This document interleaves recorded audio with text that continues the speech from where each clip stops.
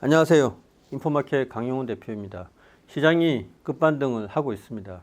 정부가 31일자로 레버리지 ETF에 증거금이라고 해야 되나 예탁금을 올렸잖아요. 3천만 원으로. 그것 때문에 이제 앞으로 위력을 좀 덜 할 거다 이런 생각은 하긴 하는데요. 아직도 갈 길이 멀죠. 그래서 추가적인 대책이 나올 걸로 생각이 되고 또 한다고 했습니다. 또 미국에서는 레오폴드 아셈브레너라고요. 오픈 AI 전 연구원이죠. 굉장히 젊은 친구인데 퇴직을 한 다음에 월가에서 돈을 모아서 굉장히 공격적으로 베팅을 했는데 이때까지는 다 맞아 떨어졌습니다. 근데 문제는 포지션을 이게 투명하게 공개해서 그런지 몰라도 공매도의 먹잇감이 됐죠. 그 펀드도 레버리지 상품이 많이 가입을 해놓았거든요. 하루아침에 마진콜이 나서 청산을 당했습니다. 시타델이 이 포지션을 다 이관받는다고 했는데요. 공교롭게도 한국하고 미국에서 이런 일이 딱 발생한 다음에 주가가 급반등하고 있죠.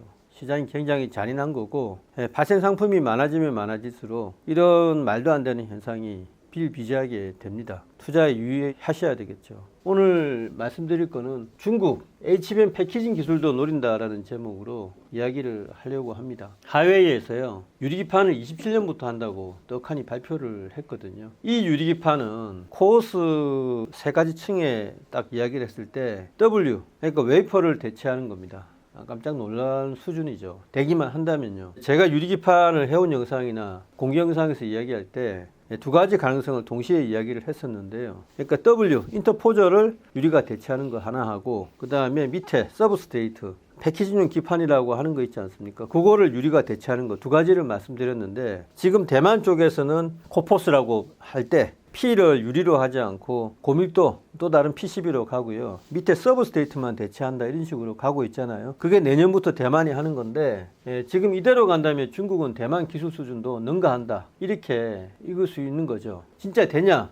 저는 정책적인 어떤 프로파간다. 이런 정도로 보고 있습니다. 아직 유리판이 넘어야 될 산이 많고요. 정밀도를 생각하면 서브스트레이트는 대체할 수가 있는데 아직까지 인터포저를 유리가 대체한다 생각하기 힘들죠. 그러면 왜 하웨이는 이런 발표를 했냐면요. 지금 굉장히 시급하기 때문이에요. 그러니까 HBM을 지금 만든다고 하잖아요. 하웨이가 지금 추진하고 있는 독자적인 HBM은요. HIBL 1.0하고 HIZQ 2.0이라고 해서 어쨌든 적층한 그런 개념인데 중국 쪽에서는 뭐라고 하냐면 이거는 한국의 HBM하고는 전혀 다른 독자적인 규격이다. 이렇게 이야기를 하고 있거든요. 어쨌든 HIBL 1.0은 올해 상반기에 나왔다고 하는데 아직 양산은 안 되고 있음이 분명합니다. 왜냐하면은 이 웨이퍼 수율이 그렇게 안 나오고 있거든요. 단품 D램은 CXMT가 이번에 상장이 됐는데 거기서 만들고 이 적층은 하웨이에서 산다 이런 개념인 것 같아요. 어쨌든 HIBL 1.0이 대역폭이 1.4TB 밖에 안 됩니다. 이 정도면은 HBM3나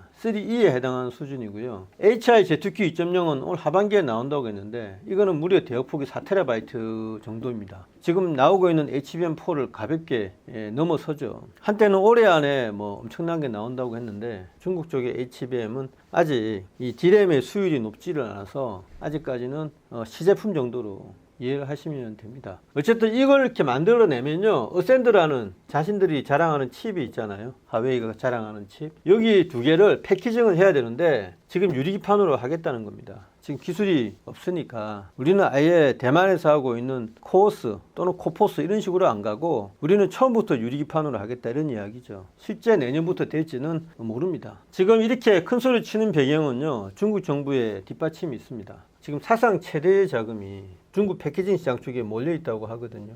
정말 돈이 넘친다고 합니다. 한국에도 투자할 기업이 없는지 지금 막 찾아오고 있거든요. 좀 괜찮다는 기업들은 다 지금 노크를 하고 있습니다. 정부하고 뭐 삼성전자, SK하이닉스는 실태를 잘 모르고 있지만요. 평택이나 아니면 동탄 그리고 뭐 이런 영역이 있지 않습니까? 근처 도시에 중국인들의 발이 안 미치는 곳이 없다고 할 정도로 지금 뜨겁다고요. 와서 뭐라고 하냐면 자금을 얼마든지 대줄 테니까 회사를 우리가 살 수 없겠냐 또는 기술을 가져올 수 없겠냐 이런 이야기를 계속 하거든요. 그래서 지금 세 번째가 투자자 및 정보 수집 인력이 국내에 상주를 하고 있습니다. 굉장히 파격적인 조건으로 인력도 스카우트 하려고 하고요. 기술만 괜찮다 그러면 아예 입도 선매라고 싸게 트기도 전에 왕창 살려고 하죠. 1,000억, 2,000억 부르는 거는 예사라고 합니다. 이대로 가다가는 영원히 2등 국가니까 지금 이참에 이 패키징 기술도 한꺼번에 연마를 해서 자신들이 만드는 거하고 엮어서 완제품을 만들겠다. 이게 지금 열망이 뜨겁다고 하거든요.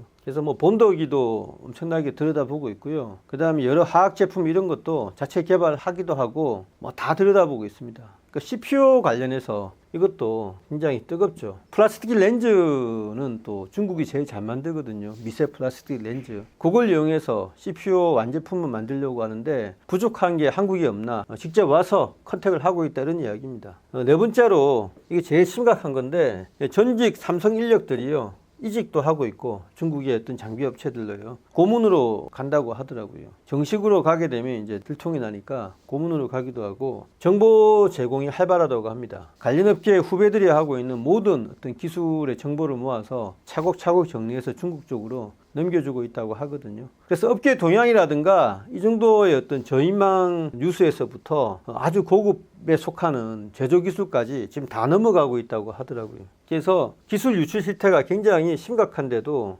삼성이나 SK하이닉스에는 좀 무지하다. 그리고 정부는 아예 신경을 안 쓴다. 이렇게 지금 이야기가 나오고 있거든요. 물론 이제 뭐 디램의 어떤 수율이라든가 그다음 유리기판의 난이도 이런 것들이 있어서 시간이 걸리겠지만 막대한 자금이 들어와 있지 않습니까? 언젠가는 해낸다는 거죠. 이대로 가다가는 이 기술이 완전히 중국 쪽으로 다 넘어가서 이 자금하고 결합이 되면 한국 업체의 경쟁력이 약화될 수밖에 없는 거죠. 예, 굉장히 심각한 상황이라고 좀 말씀을 드리고 싶고요.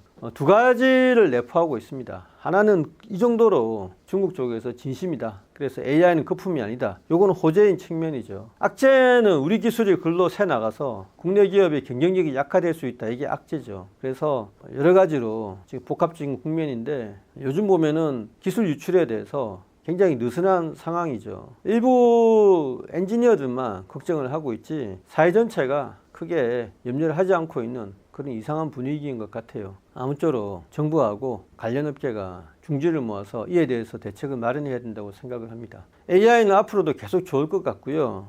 물론 이제 AI가 돈을 벌어들일 수 있느냐, 그리고 AI가 사회의 어떤 생산성 향상에 도움을 주고 있느냐, 계속 거기에 대해서 의문을 제기하고 공격을 하는 공매도 세력이 항상 존재를 하겠죠. 그 공매도 세력하고 싸워서 어떻게 AI의 유용성을 증명하느냐가 향후 주가를 결정하게 될 겁니다. 중국의 어떤 유리기판 도전이요, 또 어떤 나비 효과를 가져올지는 해운 영상에서 차분하게 또 분석을 해드리겠습니다. 네, 감사합니다.